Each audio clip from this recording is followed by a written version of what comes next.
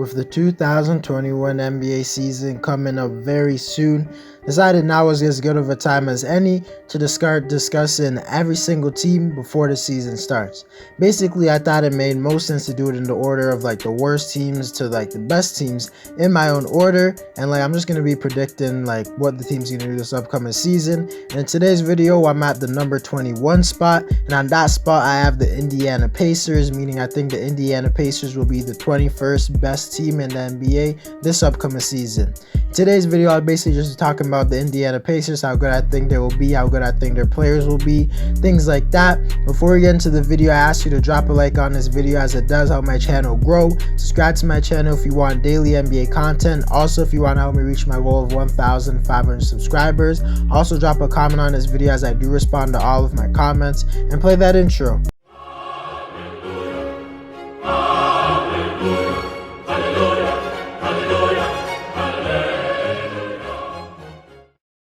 Start the video off, I want to discuss the Indiana Pacers on the offensive side of the floor. To be honest, I think they could be pretty good on that side of the floor, as they have a few guys who could just put the ball in the basket at a very good level. They have pretty good floor spacing. I expect them to be somewhere around the middle, probably 12th at best on offense, and at worst 18th. And I think they'll be led by their all-star player in Domantas Sabonis, who had a really underrated season last year. He's basically a little bit of a worse version than Nikola Jokic, which is still a really good player. He does everything that Nikola Jokic does, just a bit worse. He's also a very he's just a great player, man. I expect him to average around the same amount of points and stuff that he did last year. I don't really think he's gonna improve too much. I think what he did last year is what we can expect for him going on for the rest of his career. He's just a really good player, nothing too much to say about him. Next, I want to talk about Malcolm Brogdon, who actually might be the most underrated player in the NBA, because I don't feel like enough people know that he averaged 21 points and 7 assists last season. Those are elite numbers, but no one ever talks about him.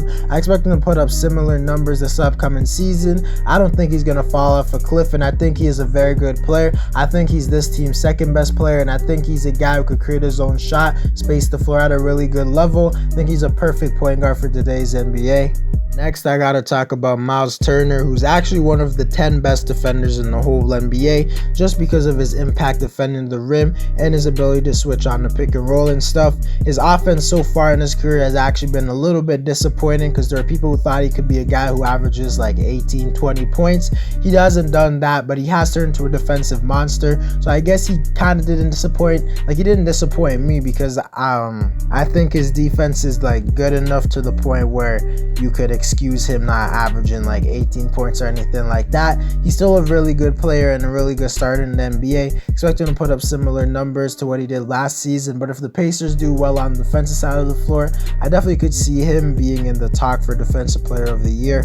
Next, I want to talk about Charis Levert, and honestly, I'm expecting him to break out this season. I think he's a guy who has the talent to be a 22 to 25 points per game scorer if he gets the ball enough, and I think he could do it on good efficiency. I'm expecting him to have that big leap this season. He probably won't win Most Improved Player because his numbers were pretty impressive even last season, but I do think he will definitely improve as a player, and I think he'll be he's gonna be a second option on this team, because he's just a guy who gets buckets, and Malcolm Brogdon is going to set him up a lot. I could definitely see a world where he leads them in points, just because he's a guard, and guards often shoot more than big men. Sadly for the Pacers, TJ Warren is out indefinitely, so I don't really want to talk about him when there's a a chance that he might not play this season.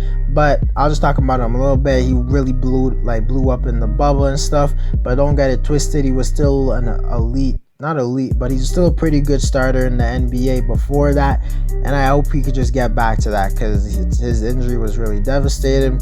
But also, I gotta talk about some of the other Pacer players like TJ Mcconnell, who's a really good defender as a guard. He just brings a lot of energy to this team. He's actually one of the best passers off the bench in the whole NBA. I think he averaged the most assists off the bench last season, just really good. I think he could maybe be in contention for 6th man of the year.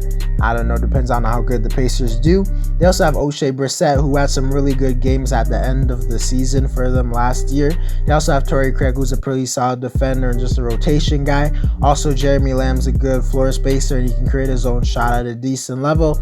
I think this is a Pacers team that will be around an average to a bit below average offense like in the league, which definitely is not terrible. And when it comes to the defensive side of the floor, I also think the Pacers will be pretty solid. I kind of think they'll be like in the middle pack because they don't have amazing defenders, because over the last few years they've been like a solid defensive team, and I don't really see any reason for that to change and for them to turn like into a great defense. But even the last few years they haven't been like absolutely amazing. They have Miles Turner, who I said is one of the most impactful defenders in the NBA, but he's not like a Rudy Gobert type player where if he's on your roster you're automatically just going to be top 10 in the NBA. They also have Malcolm Brogdon, who's pretty solid on the perimeter. Domantas Sabonis is not a terrible defender, but he's not a great one. Charis Levert's a pretty solid defender, and so is TJ McConnell. And now they have a way better coach in Rick Carlisle. I think he's going to implement a great defensive scheme, and I could argue that could make them rank somewhere around like 10th at best on defense and 15th at worst. To answer the question of why the Indiana Pacers are ranked number 21 in the NBA, to be honest, it's just because a lot of players have dealt with so much injuries over the last few years on the roster. I'm not willing yet to put a lot of stock into them. I also just think that there are better teams in the Eastern Conference and in the NBA right now, but I do realize that the Pacers have dealt with injuries over the last few years, and if they stay completely healthy, I could definitely see them surpassing my expectations as well as most NBA fans. And every single season there are injuries, and if you're a Pacers fan, you would just hope that the injuries don't negatively affect your team. And if that could happen, I could see the Pacers being at best like a 4th or 5th seed in the conference, but things would definitely have to go their way. The Pacers are a very hit or miss team for me. I could see them doing really well this season and being like a team that no one wants to face in the postseason like they were like 3 years ago, or I could see them just being like a play-in tournament team like they were last year. I guess we'll just have to see, but as of right now, I would say the Pacers are an average to below average team right now. Technically they're below average if I have them at 21st, but you know what I mean. Like a lot of the teams from like 21 to like 15 are kinda on the same level to me. Anyways, guys, that's it for the video. Let me know whether or not you think the Pacers are going to do well this season. Drop a like on this video to help my channel grow. Subscribe to my channel if you want daily NBA content. Also, if you want to help me reach my goal of 1,500 subscribers. Also, drop a comment on this video as I do respond to all of my comments. And I'm out.